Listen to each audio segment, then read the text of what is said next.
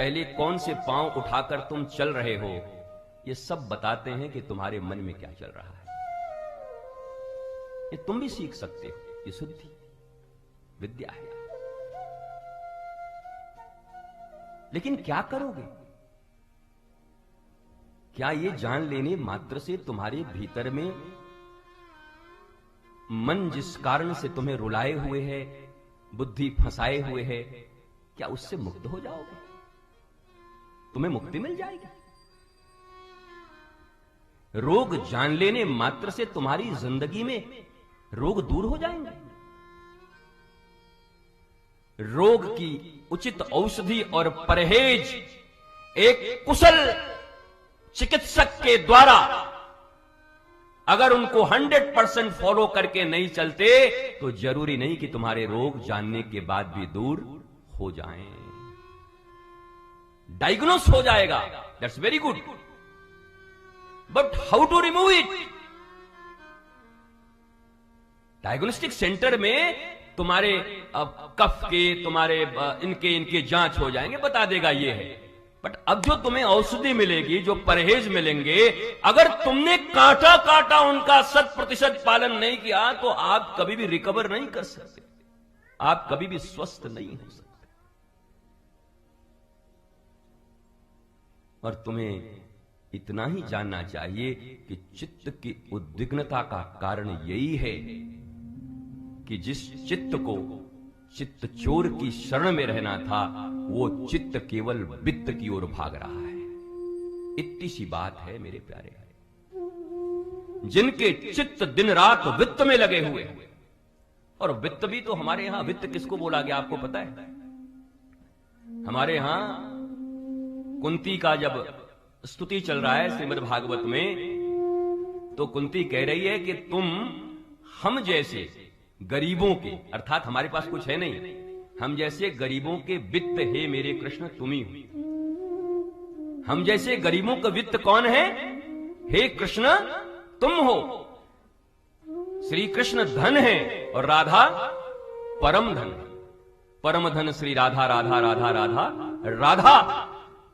तो एक बात मुझे बताइए कि क्या आप इस धन और परम धन की प्राप्ति के लिए उतना ही उत्साहित हैं, उतना ही परिश्रमी हैं, उतना ही त्याग, उतना ही अवेयरनेस जितना इस वित्त को कमाने के लिए आप कर रहे हैं? है आपकी जिंदगी में? ऑनेस्ट बनो, ईमानदार बनो।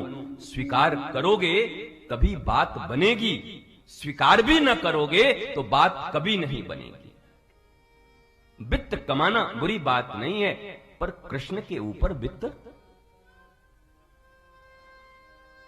2 दवाइयां मिली थी, एक दवाई पीने को और एक दवाई घुटने में लगाने को, एक वैद्य ने दिया था। तो प्राचीन जमाने में बोतल एक जैसा हुआ करती थी और दवाई भी दोनों लाल ही थे। उसको दे दिया, घुटने में दर्द था। 7 दिन के बाद आया, घुटना तो छोड़ो किडनी भी जाने का। बोला वैद्य मार दिया मुझे डॉक्टर तुमने, तुम्हारी दवाई ठीक नहीं है। बोला क्या किया? तो उसने दिखाया, इसको रोज पीता था, इसको लगाता था। बोला बेड़ा गर्क होते रहा। जो लगाना था वो पी लिया, जो पीना था वो लगा लिया। भैया इस दुनिया में एक परम धन श्री राधा है और एक तुम्हारा ये धन संसार का है। इस धन को बाहर लगाना था, उसको तो अपने हृदय में घुसा लिए, और जिस श्री कृष्ण को हृदय में रखना था उसको द्वारों पर टांग करके पोस्टरों पर छोड़ दिया जहां तहां। इसलिए हमारे जीवन की ऐसी दुर्दशा है। पीना कृष्ण को था, पिया नहीं। जीना कृष्ण को था, जिया नहीं। पिया भी धन को, पिया भी प्रतिष्ठा को, पिया भी लोभ को, जिस प्रतिष्ठा के विषय में कहा जाता है प्रतिष्ठा सुकरी विष्ठा। यह प्रतिष्ठा क्या है? कहां सुकरी विष्ठा है। अब हम संस्कृत, अब काशी में इसका क्या विवेचना करें? हमारे यहां आश्रमों में तो कभी गाली गलौज करने का मन करता किसी को तो बड़ा सुंदर गाली देते हैं, ए ग्राम सिंह। और जो संस्कृत न जाने वो खुश हो जाता है। कोई तो सिंह बोला, ग्राम सिंह मतलब कुत्ता होता है।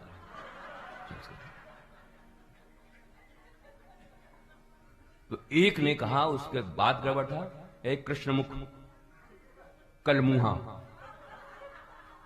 गाली भी हमारे संस्कृत में अगर गाली भी हो तो अलंकार लगते हैं साहब।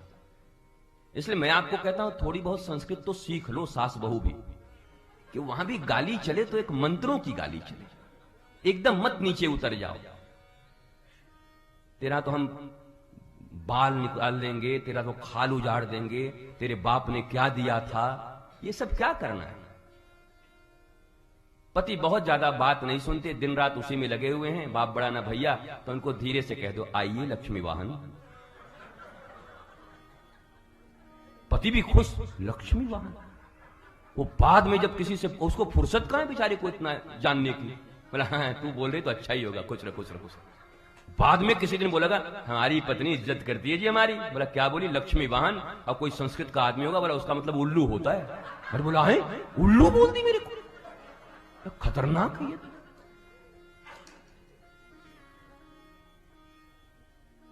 ज्यादा किसी से तकलीफ हो जाए, बोला आइए शीतला वाहन।